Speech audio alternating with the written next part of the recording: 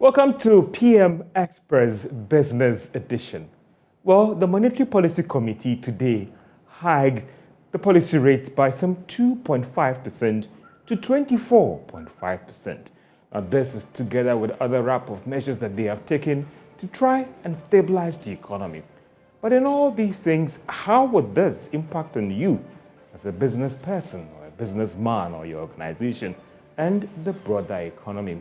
I'll be engaging the Chief Executive of the Ghana National Chamber of Commerce and Industry, Mark Bedu-Abuaje. He's been joining me in studio here, and also Sechuma Kwabwa, he's Chief Executive of the Association of Ghana Industries and the Economists, Professor Charles Atta.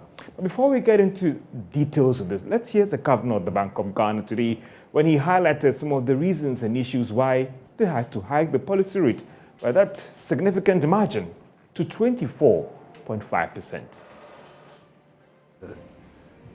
You're having all these global shocks and high inflation has led to a very sharp collapse of currency in Turkey, the Turkish lira, and a large capital outflow from their economy. So that's what the wrong policy does. You're going to see yourself with more inflation, you're going to see yourself with a larger capital outflow, and eventually that is also going to collapse your growth. So I think that kind of innovation, we don't want to experiment with it. The kind of innovation that we are doing right now has to do with the earlier issue of the gold purchases and the gold purchasing program that the central bank has put into place. You would recollect that we started this almost a year ago, and I think that we are making progress. We were initially buying from the Newmonts and the more established gold firms, and those ones are refined outside already, so it was quite straightforward. But we are also dealing with PMMC and exporting Doré gold, which would eventually be refined. So I think that the central bank, under the circumstances, has been very innovative in our dealing with the circumstances under which we find ourselves.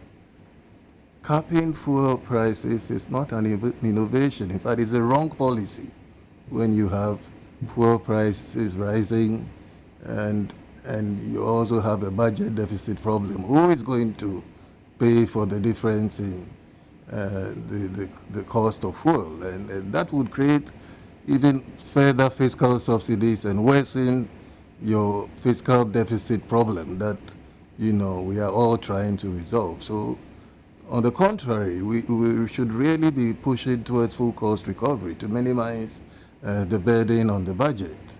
The best way to deal with the inflation problem is on the monetary policy side, and then on the government side to do what it can on the supply side, which should bring me to the question raised by George Wiafe from Joy FM on the impact of the monetary policy rate and what people are saying. And the fact that the World Bank is saying that we were even late. They are of the other view that the monetary policy tightening is the way to go, except that we are late by their assessment, which I also disagree with. Because if you would recollect, we started this policy tightening as far back as November 2021, right? It wasn't in January when we got locked out of the market that the MPC started tightening rates. We had already foreseen, issues of prices rising. And therefore, in November 2021, we did our first tightening of the monetary policy rate. We were even ahead of the Fed and some of the more advanced countries, in tightening our policy rate. And I believe even in sub-Saharan Africa, the Bank of Ghana was one of the first central banks that moved away from this easing of a monetary policy stance because of the impact of COVID, right? to the tightening stance, because we could see that it was about time that we had a shift in policy stance, because we're moving away from the impact of the pandemic into this new regime of higher inflation rates. Then the issue about whether we are seeing the impact, the transmission. In our view, this policy is working.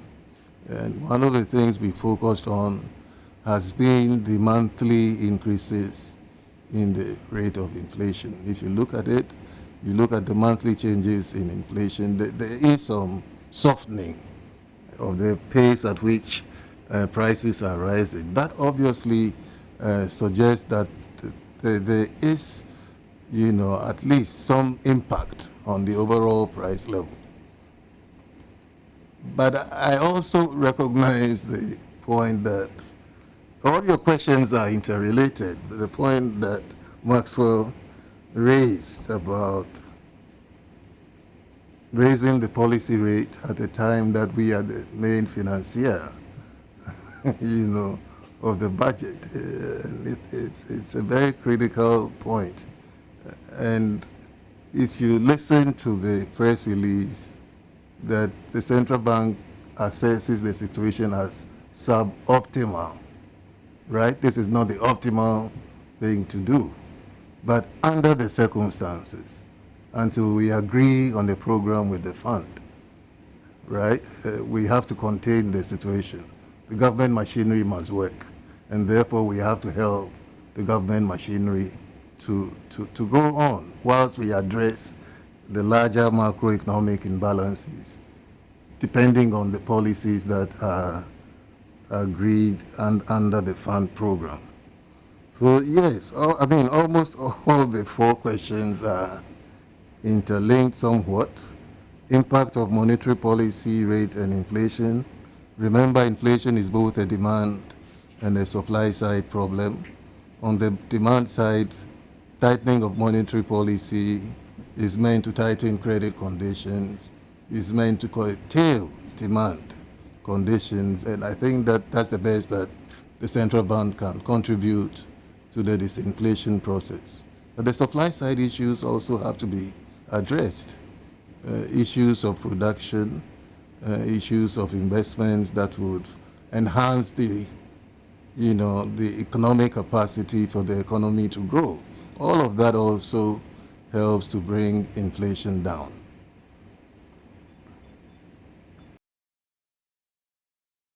And that is the Governor of the Bank of Ghana, Dr. Ernest Addison, setting pace for our discussion tonight as we speak about the policy rate hike, the economy, and also the impact on the businesses. We'll be joined via Zoom economist Professor Charles Aka with ISE, and also in studio here with me, Chief Executive of the Ghana National Chamber of Commerce and Industry, Mark Bedua-Boaji.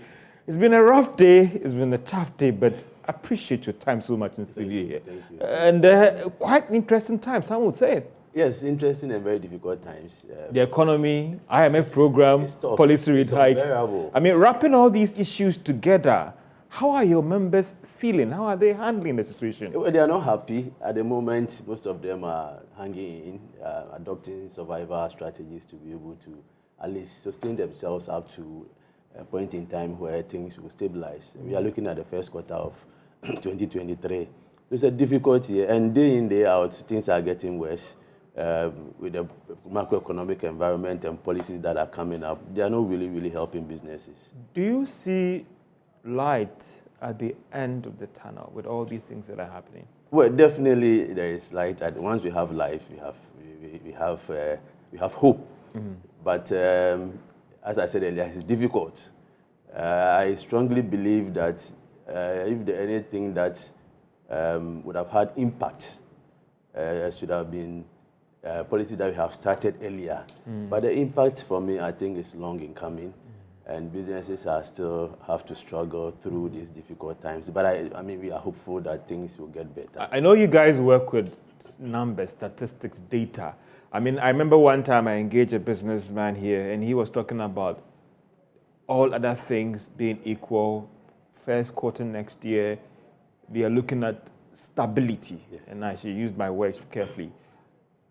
Do you share this thing that you're looking at things stabilizing? And I use that, not any significant improvement, but Yes. you should see some stability from your members. IAF fund program should be coming on board. Are you seeing that light in terms of first quarter next year, some stability? Yes, hopefully first quarter next year will be quite better.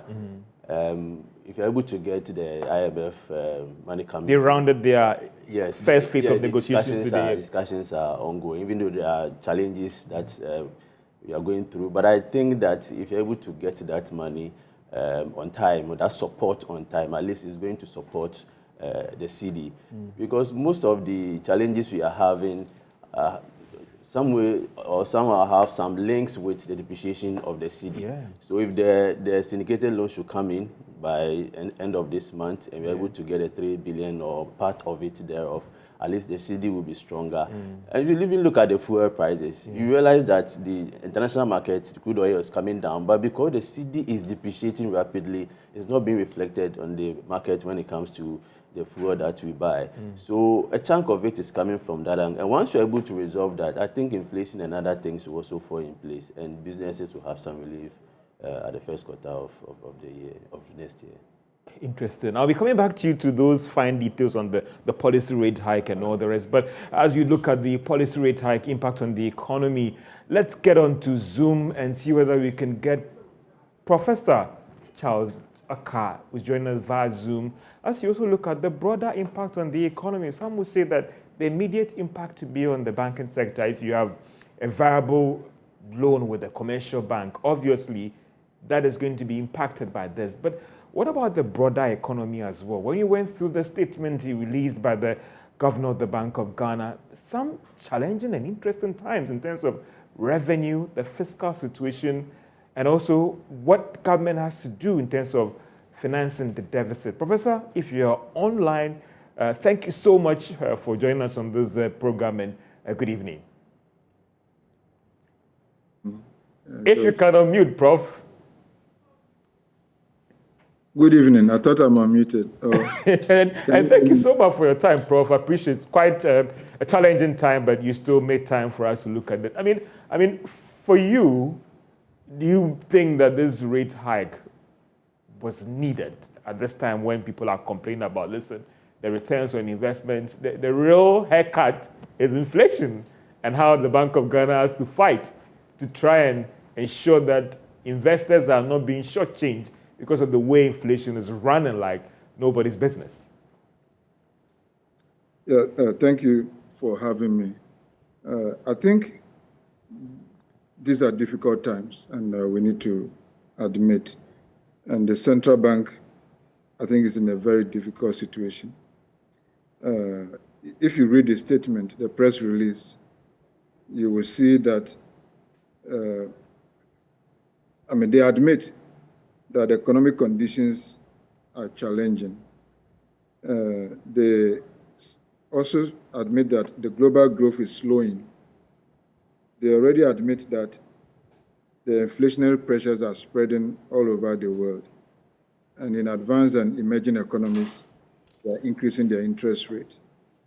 I think the dilemma that the central bank has is whether to focus on satisfying the domestic development needs or to satisfy the external investors' needs. So on one front, they want to fight inflation and stabilize the local currency, the Ghana cedi, which will require that they need to increase the policy rate to make the cedi more attractive and to reduce demand conditions to reduce inflation. That's why they are doing what they are doing. But if you look at the inflation that we are having, I think the central bank policy is wrong-headed, in my view, because inflation, and I think the governor acknowledged that inflation is demand side and supply side. This particular inflation is a structural inflation. Okay, and the structural inflation is not a demand inflation. It's not inflation because demand is exceeding supply. Okay, It's not as if people have money and they want to buy goods and the goods don't exist and prices are galloping. This is structural because of what is happening from basically Russia-Ukraine issues and also the other global conditions. So the way to fight this inflation, I don't think will require continuous increase of the policy rate anytime the MPC meets. Because what that may be achieving for us is a short-term reduction of month-on-month inflation, but it will be at the risk of reducing economic growth and employment in the medium to long term. So the central bank is making a choice, more or less, to sacrifice jobs and employment for price stability, which for me I think is unfortunate, because what you are going to realize then is that GDP growth for the year and GDP growth for 2023 is going to be compromised. What is happening is that businesses are going to find it more difficult to be able to do business. Imports are going down. And if you look at, I think point number, they said point number 3, point number 1, they said that the Russia-Ukraine war has persisted, dragging down growth and putting additional upward pressure on prices, especially for food and energy, with economic and social spillovers. So these economic and social spillovers, Ghanaians, consumers, and businesses are basically the ones that are suffering. And recently we have seen increases at the fuel pumps. We have seen utilities increasing their rate, water and electricity. Prof, I want to just make a quick rude interjection, please. And some people have argued that what is the biggest thief here or casualty, growth or inflation, that has rippling impact on my savings, government's revenue, government's debt, and therefore, where should we focus our attention? Growth is needed to create jobs and expand the economy. But some are saying that the biggest elephant in the room here is inflation, and everything must be done to contain that elephant from getting out of the zoo. I disagree. I disagree because growth is more important than inflation. Okay, so when the economy is growing, it's expanding, it's creating opportunities, it's creating jobs. So if I have a job and I get a salary of, say, let's say 1,000 Ghana cedis a month, even if the price of bread goes up by 50%, it's painful, but at least I have purchasing power, I have some income to buy bread. But for the many jobless Ghanaians, and you see the recent statistics that were released by Ghana Statistical Service, unemployment is going up. Okay, unemployment is going up, and nobody is taking note of that. Youth unemployment is about almost 33%. So every 3 young people you see in Ghana, one of them hasn't got a job, and that is becoming worse. So for those people who don't have a job, inflation is an issue, but a job is more important to them than inflation. So the more we continue to tighten the monetary policy, the more we are sacrificing growth, we are leading into a recession. When we have a recession as we have in the 1930s, it's suicidal. It's what brought the Arab Spring. You remember the Arab Spring that happened from Tunisia and went to other countries? It's because things were tough. Central banks were tightening things, inflation was high, people were jobless. People stand in the street. Somebody is selling mangoes or is selling tomatoes or is selling granules. You see Ghanaians. 3 days ago, I was coming from the traffic light from Jubilee House all the way to Adenta traffic light around Race Junction.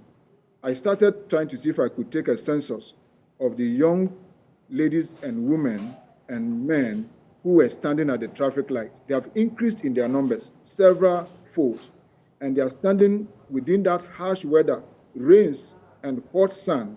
They are trying to make a living. People are not buying their commodities because no purchasing power is eroded by both inflation and the increasing in the policy rate. It's making it difficult for people to borrow. Ghana, if you check interest rate, just Google and check interest rates across the world, you will see that our interest rate is not the highest, is among the third or fourth highest in the world. So continuously to increase it is actually making things tough. So even if you reduce inflation, it's at a cost, and the cost is growth. And therefore, we have decided that, okay, we prefer to reduce the inflation and get people unemployed and get the economic growth to reduce to about half. And that's basically what we are having. If you look at I think they said economic activity. Look at point number 5. The latest Bank of Ghana high-frequency indicators signaled some moderation in economic activity. So the economic activity in Ghana is moderating. And they said the composite index of economic activity recorded an annual growth of 0.5% in July 2022, compared to 1.6% in June 2020. So within 1 month, between June and July, the economic activity reduced from 1.6% to 0.5%. If you compare it to December, by December 2021, the economic activity was growing at 5%. Just in July, it grew about 0.5%. That is the level at which the economy is contracting. We are already in a recession. And so if you're in a recession, you need policy loosening. But the central bank cannot do much. What is surprising to me is that the fiscal policy is basically gone to sleep. You need the Minister of Finance to begin to engage in stimulus package. And that's what's happening in the rest of the world. So if you want to follow the advanced economies, whilst the central bank, like the Fed, is trying to increase the policy rate, they started at interest rate around 2%, 3%, 4%. So even if they continue to increase it, they are still around less than 20%, 15%. We were already around 12.5%, and we have increased all the way to 24, getting to 25. It's high. But even when the Fed and the policy rate was going up in advanced countries, their fiscal policy was loosening. They were embarking on fiscal stimulus. They are helping businesses and they are helping households. You hear that Biden is trying to cancel student loans worth millions of dollars. We are not doing that in Ghana. So government in Ghana is gone to bed after the media review. They are not doing the kind of things they did to help us to come out of COVID, when they reduced prices of utilities and they gave people almost free COVID tests here and there. They are not doing that. They are not giving support to businesses. They are not giving support to households. People can't buy gas. They can't buy electricity. They can't buy water. They are not able to pay transport. Transport alone, if you leave Adenta to Accra, in and out, you are spending almost 20 cedis. The minimum daily wage is less than 15 cedis. So if somebody is being paid about 15 cedis, imagine a national service personnel. Ghana government pays a national service personnel 550 Ghana cedis. So you post a young guy that has graduated from Legon, you post him to Boga or to Takrade, you give him 550 Ghana cedi a month, and you expect him to survive on 550 Ghana cedis a month that cannot pay rent and cannot pay his transport Monday to Friday for a month when transport prices are going up. So continuously increasing the policy rate is not the solution, in my humble view. Okay. We need to loosen it, and we need the fiscal policy also to come out with fiscal stimulus to help people to be able to increase their purchasing power to survive. Prof, why? I mean, I get this anytime I engage economists like you and others, when they say that the fiscal is not responding. And why are they not responding? Because we are all seeing what is happening. Are they being tactical, or they don't my mom will always say that when the dare is not there, she cannot give you the money. Is it that the dare is not there, so little can they do? Yeah, honestly, the dare is not there. And that's why government owes many people. I know people who went on pension since January, February, March. They have not been paid their pension. They are not getting their monthly pension because there's no money. I know people. Okay, they are trying to pay them in batches. So somebody has gone on pension since March, and we are in September. He has not received a penny. Okay, so government owed contractors. Government has to pay book and research allowance to university lecturers. Is not able to pay. Okay, so basically we are in a tight condition, and we admit, and that's why they brought the e-levy, and it's not really the solution. It's not working. So in a situation like that, we need to be innovative, and I think that one of the things we need to do is to do whatever it takes. Okay, other countries are doing whatever it takes. People must survive, and the central bank governor said that the government economy must go on. Because if the government is tight, then the households and individuals are tight. How the government feels, the heat the government is feeling, is just an amalgamation of the general heat of households and individuals. So the government cannot be broke and people are rich. The average Ghanaian is broke, and that is a reflection of how the government is. There are many households now that are struggling. I know people are praying that their children will fail WASI, because if they pass WASI, they won't have money to send them to university. Okay. Interesting. Because if you're a father and your children pass and they are home and you can't send them to university, you look like a useless father. So somebody said that, well, it's better for the child to fail so that he can risk it. Because people don't have money. They cannot pay rent. They cannot survive. They can't buy food. Food in the market is very expensive. Go to try to buy Kofi Brokman, and they will sell a small piece for you for 3 cedis. So for you to eat Kofi Brokman and granite, you need about 10 cedis or more. It's not a Brokman food anymore. Prof, I mean, do you see the fund program as a panacea or a savior to bring that stability that all of us are yearning? Because it appears that now that, as you said, the there is not there, so government appears to be, quote, clueless. The fund program is not a solution at all. If I had my own way, we will not even go into that area at all. Because basically what the fund is going to do is exactly what the central bank has started doing. I actually can see the handwriting of the IMF in this policy press release. I was surprised that the central bank did not come out last week to release the monetary policy press statement, and they had to wait to collaborate to hear what the fund had to say. The central bank is supposed to be independent. They're supposed to tell us the kind of monetary policy that they think is good for Ghana, irrespective of what the IMF thinks. So for them to wait for all these negotiations, I see that the IMF is basically going to suggest austerity. It's orthodox. It's orthodox medicine. Isn't that a necessary evil? Well, it's not really it's not a one-size-fits-all. Because, and again, we don't need austerity. Austerity is bad because austerity makes things tight and for the people. And that is what normally led to revolutions and Arab Springs and other things. So the role of a bank or the role of a government is development. It's about people. Okay. You cannot government in power that your people are suffering and you feel helpless.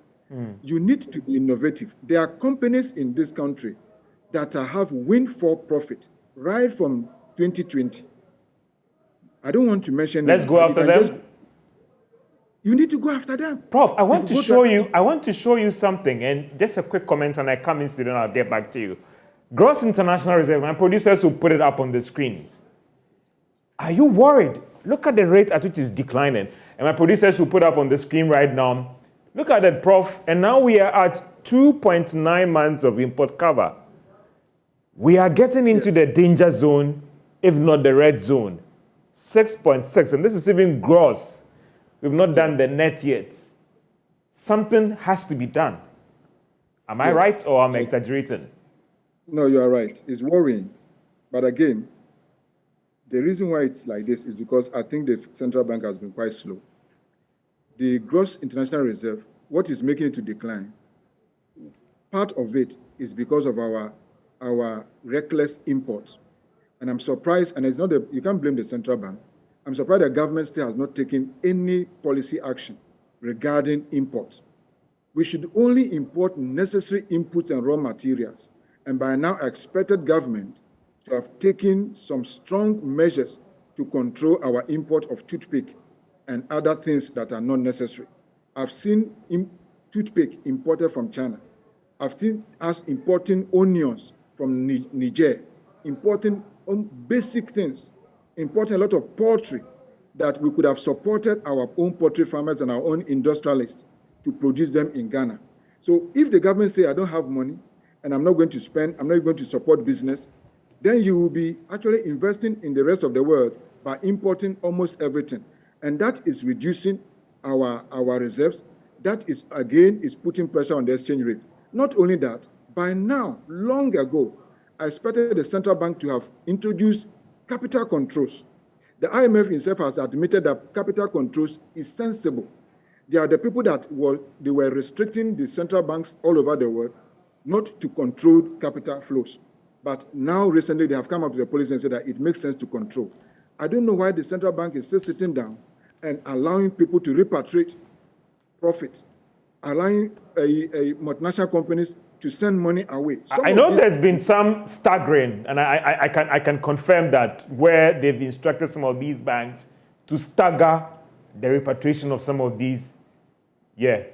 So Prof, I'll get back to you quickly. I'll get back to you quickly because I want to look at the way forward. But let me get back to Mr. Mark Bedua-Boaje. I mean, this is an astute economist at ISE.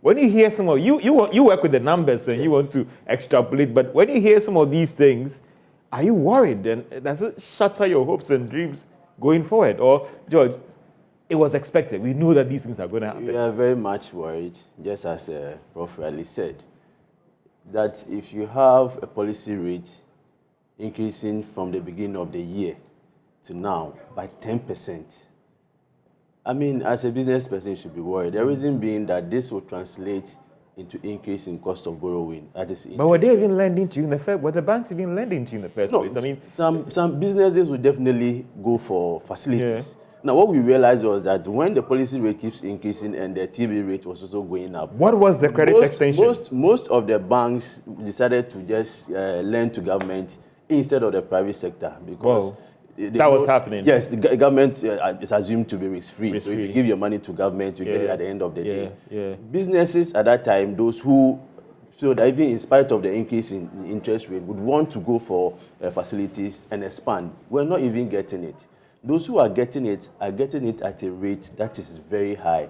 Now, even if you look at item 14, Article 14 of their report, clearly they have stated that average lending rate have increased from about 20.2% to almost 30%. On the market now, it's about 35%. Already interest rates in Ghana are very high. If you look at the global data, you realize that we are among the highest. And consistently, we are increasing policy rate. I don't think that is the way forward. But the governor admits that it's a two-way thing. It's a supply and demand thing. And again, recently we heard the World Bank country director arguing that if it hadn't been these policy rate hike, inflation would have been 100% right now. So there's a cost in every correction that has to take place. Yes, we agree that for every macroeconomic policy, there are always trade-offs.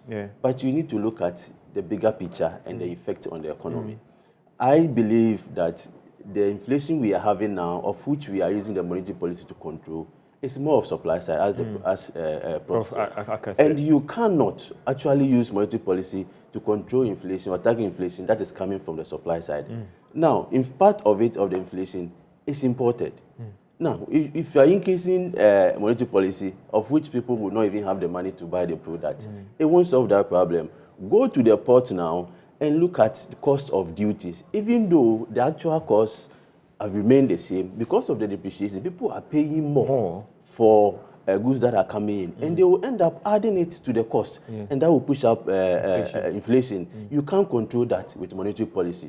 If you look at fuel prices are going up as a result of depreciation of this. You go to the market, you are buying fuel at 13 for diesel and almost 11 for petrol. You add it to the cost of production, it will go. You can't control. It's not like we have money and we are chasing fewer goods.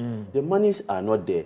Let's look at the fiscal policies to support the monetary policies. In fact, if you continue to do this, we may not be able to achieve the intended purpose of reducing inflation until we decide that the fiscal policy must complement the monetary policy. The monetary policy will go up and the interest rate will go up, but you will not be able to achieve it. From the beginning of the year, they have increased it 10%.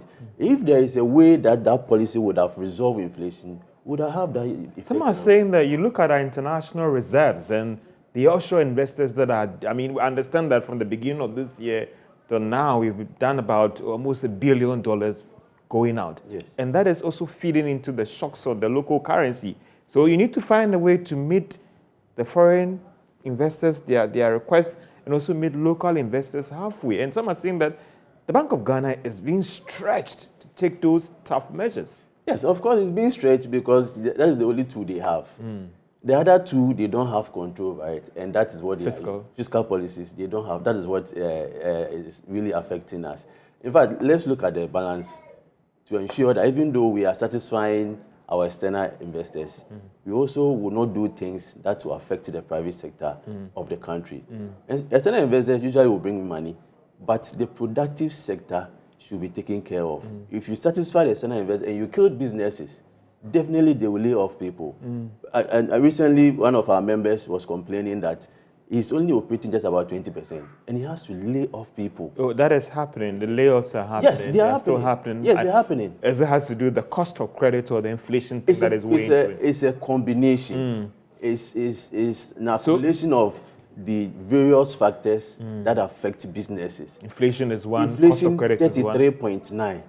CD depreciation, 40%. Cost of credit is now about 35%. Fuel prices are going up. Recently, they have increased electricity, they have increased water.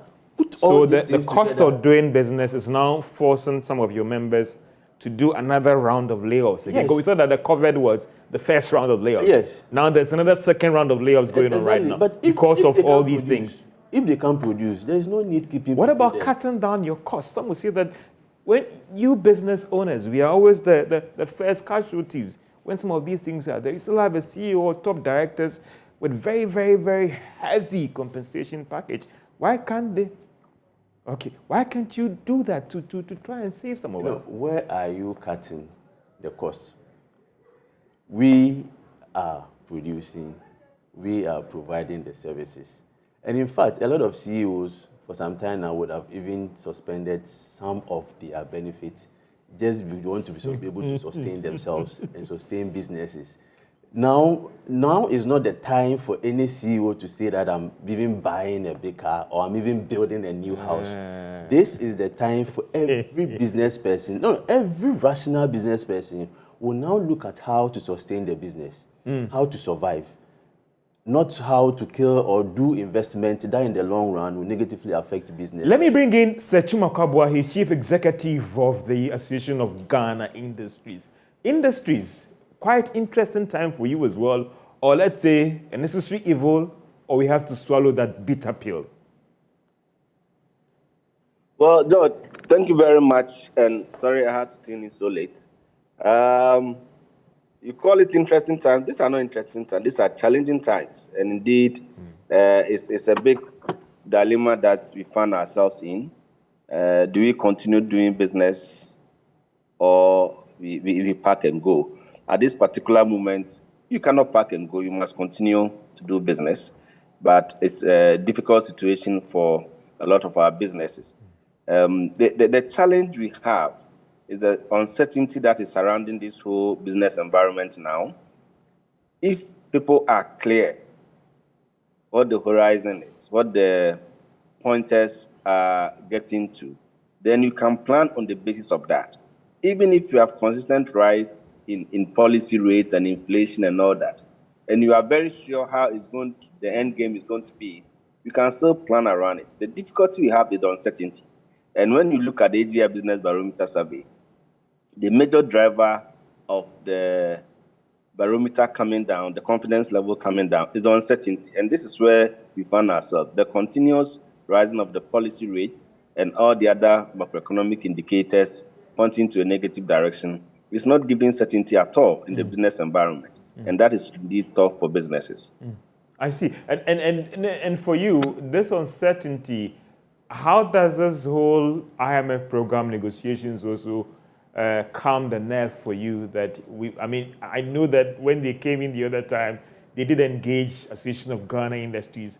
I don't know what they told you off record and the things they discussed with you, but does it give you some relief that with the concerns that we've raised about the fiscal situation and what we even saw in the MPC statement on our fiscal situation, the deficit is still widening. And the Bank of Ghana is confirming that they are coming in to finance it. With all these things, do you see light at the end of the tunnel, especially when it comes to the manufacturing sector? Well, George, I think the last thing we should do as a people, as a country, is to give up hope. We shouldn't do that.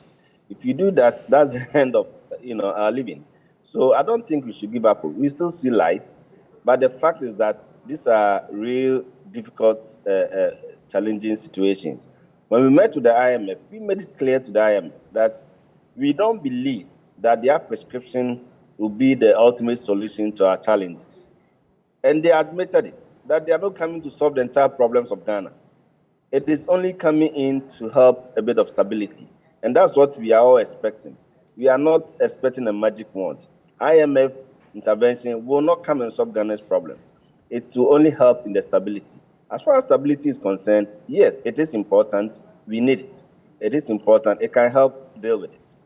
But in the meantime, whilst we are dealing with it, what do we do between now and the time the IMF intervention comes in? And even post-IMF intervention, we should plan way ahead and think of how, beyond the IMF, we'll be able to sustain our economy and do business in a way that brings dividends to us. When we introduce the benchmark values, these are some of the challenges, some of the issues we raised, that you don't destroy your productive sector. When you do that, you make imports cheaper, you don't produce enough, you don't raise your capacities, you can't compete properly. So if anything at all, there should have been a reverse of that situation that is tightening imports more and helping to increase local production. Unfortunately, we did the reverse, and all have had an effect, and we are experiencing it today. Today, everybody is talking about, why are we not increasing local production? Why are we so import dependent? And that is what is having what we are experiencing now. So the IMF intervention, IMF itself admits that they are not coming to solve the entire problem for us. So for us as a country, I think we should go beyond the thinking of the IMF intervention, because at best it can only help to stabilize the situation. But beyond the stability, we must have growth, because we are churning out a large number of students from our tertiary institutions, from various levels of education, who need jobs. And those jobs can be created by the productive sector, a lot more than anywhere else. So I think that even whilst we are discussing the intervention, where do we channel the intervention to? That for us is very important. And I think in our thinking, in our discussions, we say push a lot more into the productive sector. And there are ways to do that. If we help the productive sector to grow, eventually when we come out of the IMF intervention, we should be able to help create more jobs and have more stability, because we become less and less import dependent. The reason why we... Sorry, if I can switch quickly to Professor Charles Akka. So, Prof, I'm going to look at for you the way forward in all these things. What next, so that the stability that we are all looking forward to, we can realize it, Prof? Yeah, I think that we need, first of all, the central bank to acknowledge that the times in which we are, the continuous tightening of the monetary policy, I don't think is optimal. It's making things more difficult and difficult. And it's not achieving the needed results, even though you could see that on a month-to-month basis, inflationary expectations seems to have slowed quite a bit. But since November that they started tightening the policy, inflation is going up. It's not only CPI, even the PPI. Producer price inflation is about 46%. Okay, so things are beginning to be tough. And they themselves made one acknowledgement. They said that, at the port, there's contraction at the port, and then construction activities have slowed down considerably. So that means that if they continue to increase the policy rate, it's just going to make things tough. But I can understand why they're increasing the policy rate. For me, I don't think inflation is what they are targeting. I think it's more of the exchange rate stability.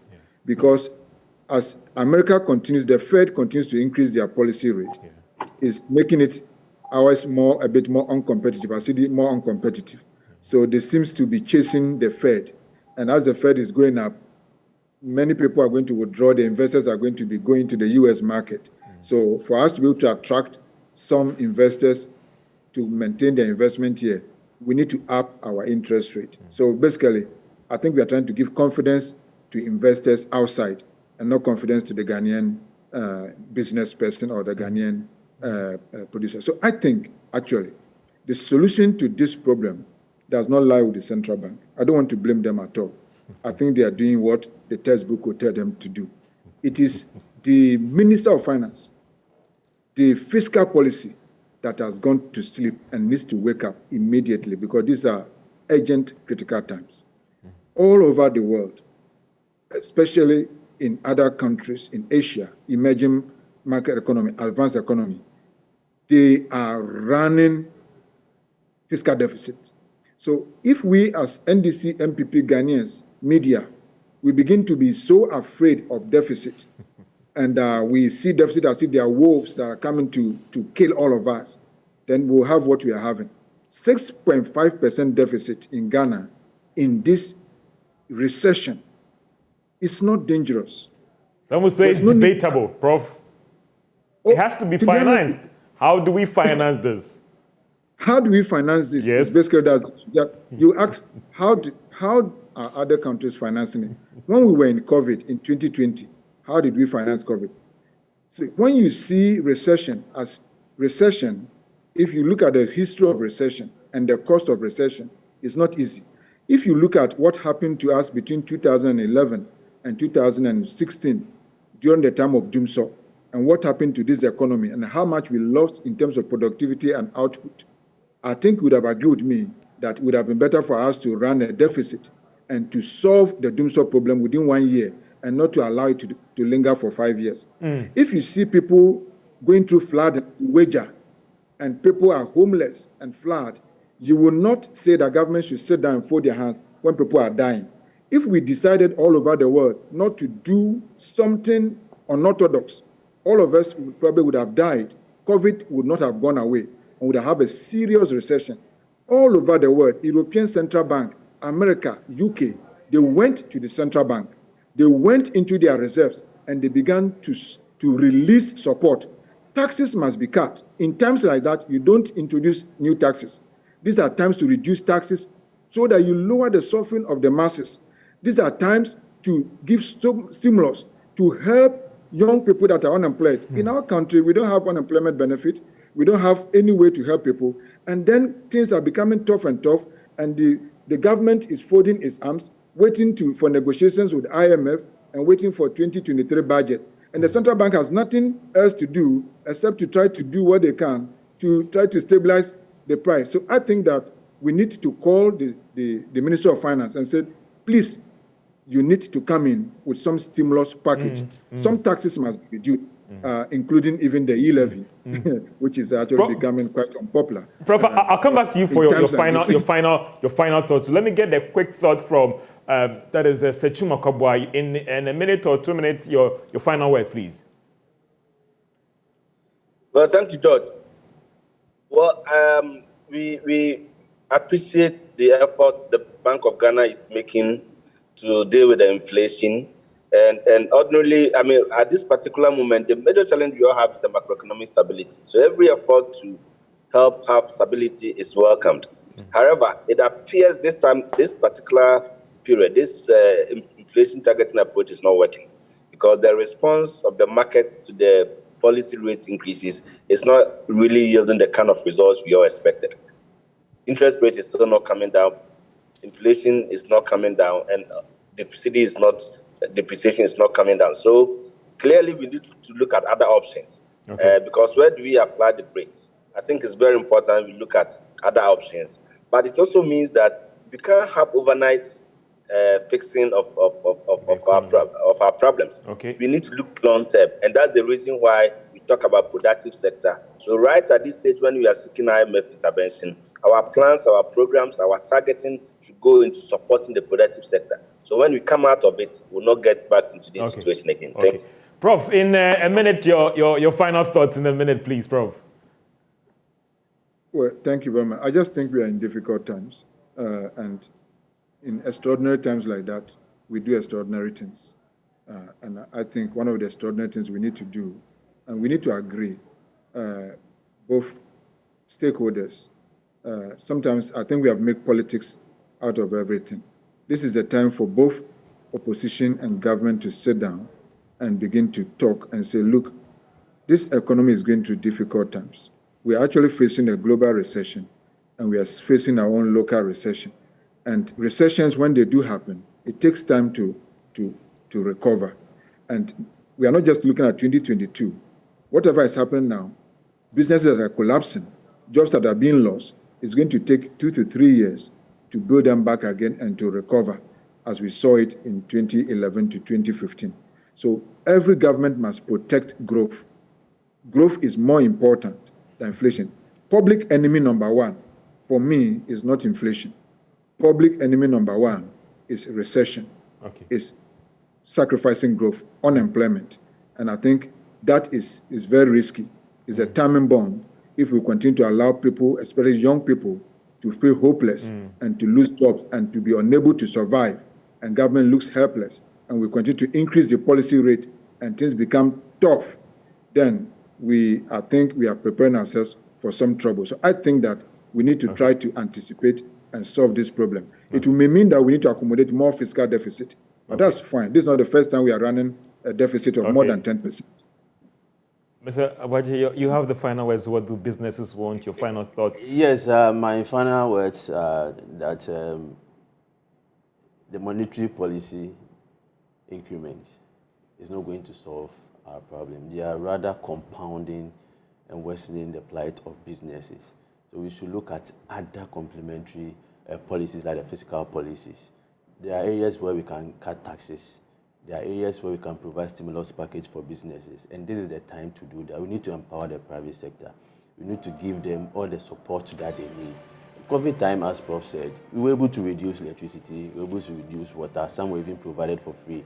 We are in such a very critical situation that the such support should be provided to the business community. We will continue to increase policy rate, get to 30, and it may not bring inflation down. It may not bring stability in the local currency. Economy will get worse and worse, but we need certain stability. We need certain environment. That environment is key in driving private sector growth. That is what we are calling for, a complementary policy between monetary and fiscal. Magbudu Abaji, thank you for your time. Professor Charles Zaka, I appreciate your time so much. And Sir Chuma Kabwadi's distinguished men made the show for you in terms of analyzing the policy rate, the impact on businesses, and the larger economy. I'm George Wiafe. Have a great day.